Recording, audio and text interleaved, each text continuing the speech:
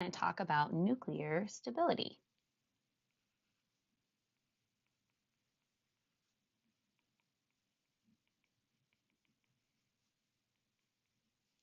And nuclear stability is just talking about how stable a nuclide is. And we have stable nuclides.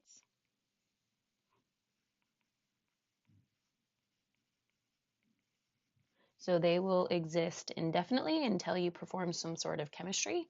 And we have unstable nuclides. And unstable nuclides are what we call radioactive. And they will decay until they become stable. So we have two factors for determining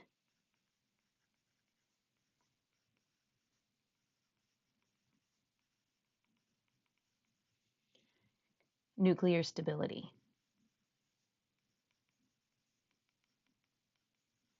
The first one is the N to Z ratio.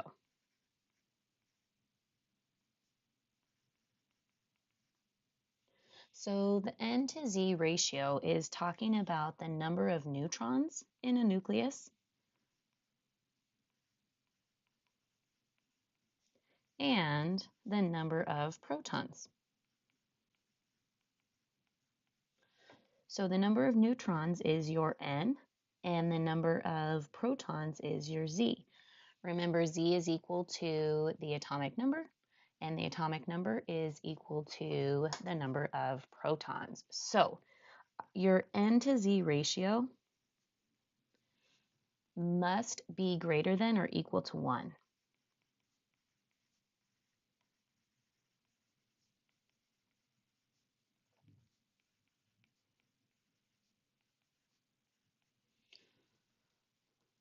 And that is going to be for stable nuclides.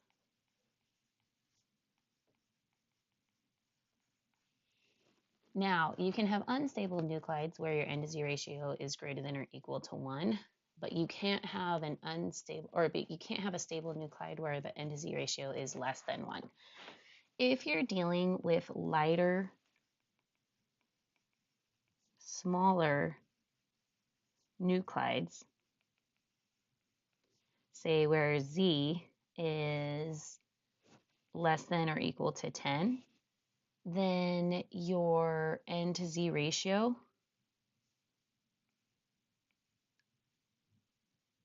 that's a funky looking Z. So it has 10 protons or less. They like N to equal Z. So what that means is you will get an N to Z ratio equal to 1. All right, now this will also be okay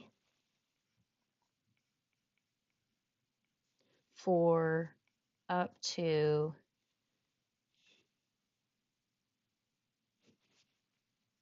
Z equals 20. But after you get more than 20 protons, your N to Z ratio needs to be greater than 1. And the more protons you get, the more neutrons you're going to need. So if you have a really big nuclide, don't be alarmed if your N to Z ratio is going to be like 1.33. That is how it needs to be.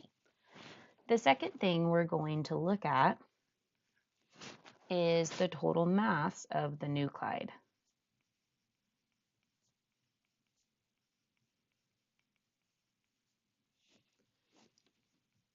So when we're talking about the total mass, we like to look at the large nuclides. And for this class, large is where Z is greater than 83. And if you have an atomic number of 83, you're stable if you have the appropriate number of neutrons. If it is more than 83, then it is always going to be unstable. So large nuclides, Z greater than 83, are always unstable.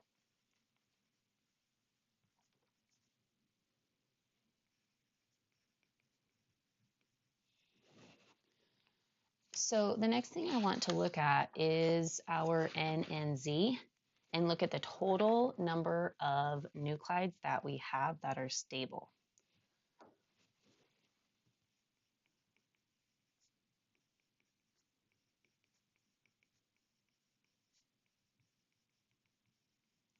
So we can look at the total number of stable nuclides in terms of N and Z. So we can look at Z and N and the number of stable nuclides.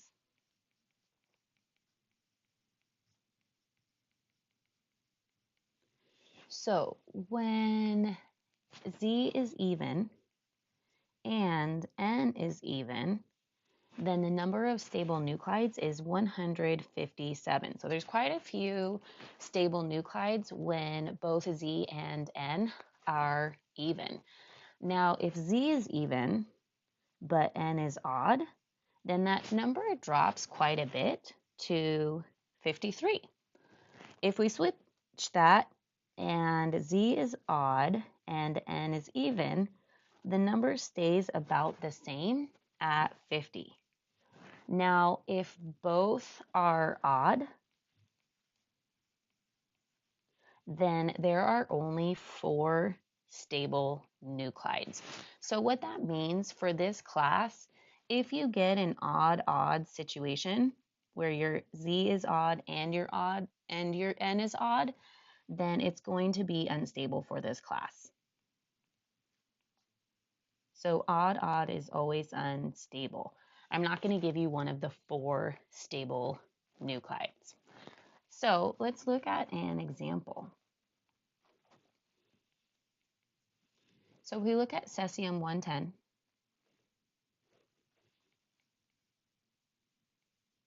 the first thing I want to do is calculate our N and our Z.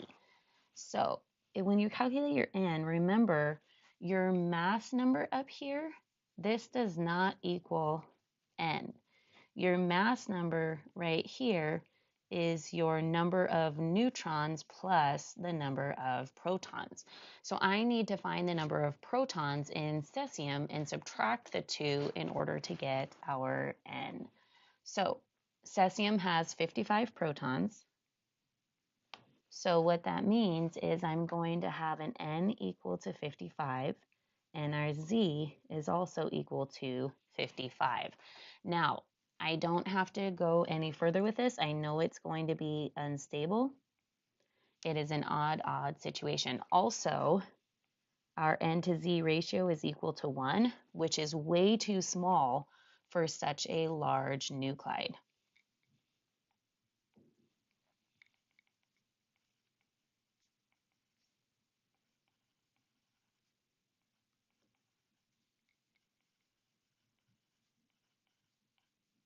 Our Z is 55, which is way over 20, so it should be much more greater than 1.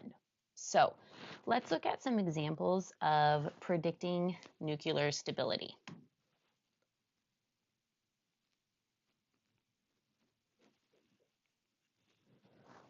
So we can look at which of the following nuclides is unstable. So we can do neon 20 or argon 42. So the first thing I noticed is neither of these are large nuclides. We're not going to have Z greater than 83. So the next thing I want to do is determine how many protons and neutrons I have. So for neon, my Z is equal to 10. My N is also equal to 10. For argon, my Z is equal to 18. And my N is equal to 24. So now I can go through and calculate my N to Z ratio. for neon is equal to 1, and for argon, it is equal to 1.33. Now, for neon, this is okay because we have a small nuclide.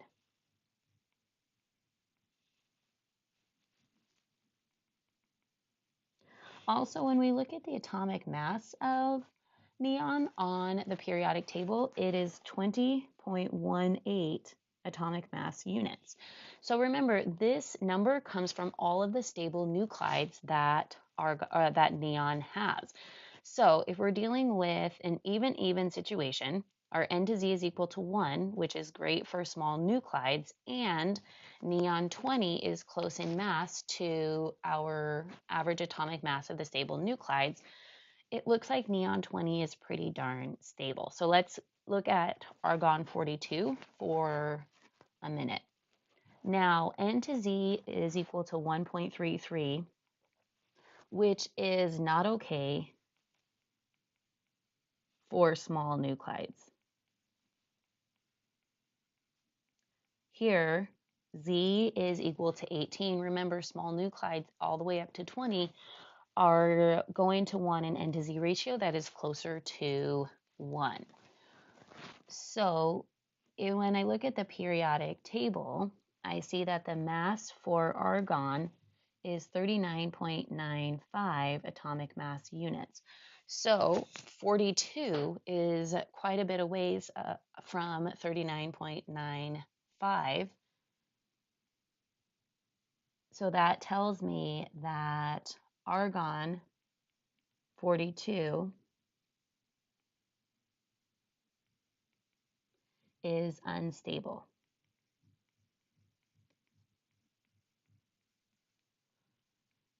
And in this case, since my N to Z ratio is really high compared to what it should be, there are too many neutrons.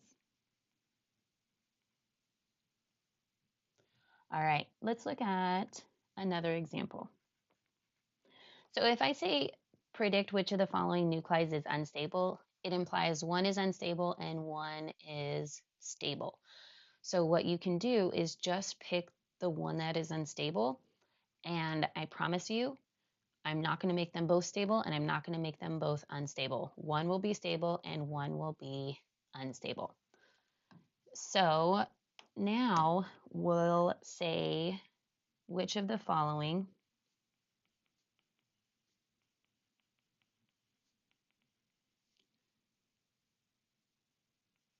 nuclides would you expect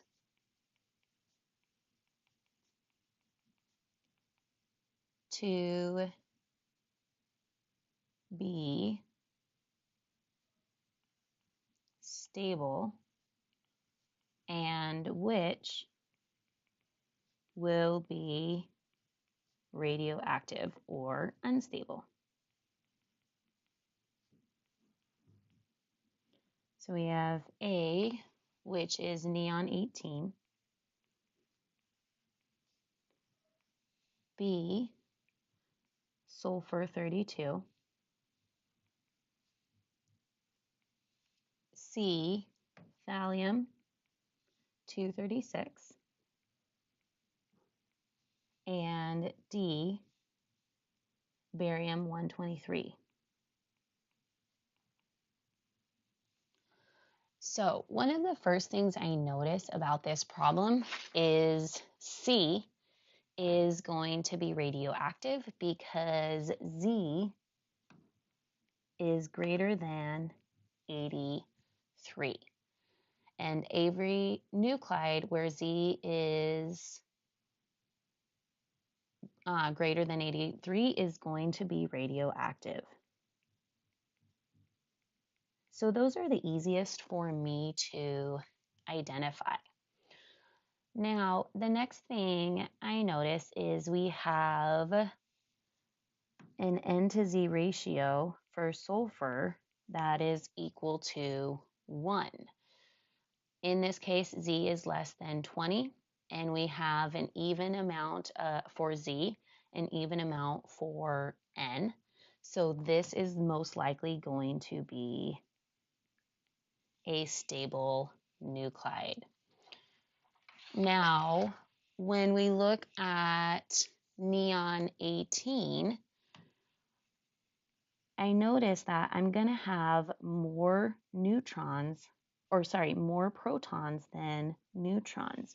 So my N to Z ratio is equal to 0.8. And remember, I told you for stable nuclides, you will never have an N to Z ratio less than 1. So we are going to predict that this is going to be radioactive. We need more protons in order for it to be stable. And then finally, we can look at barium 123.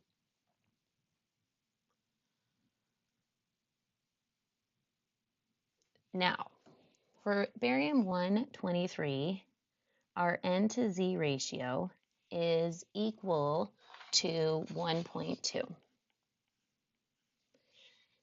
And I have an N equal to 67.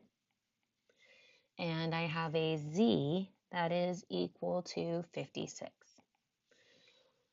If you have a Z value between 55 and 60, then our N to Z ratio needs to be greater than or equal to 1.3. Let's write that down.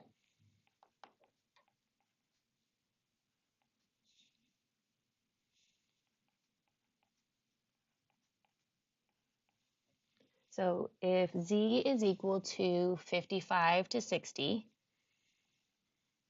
then our N to Z ratio must be greater than or equal to 1.3. In this case, we don't. So barium has not enough neutrons, and it is going to be radioactive. So when you start getting up to those larger numbers, then your N to Z ratio is going to need to be larger.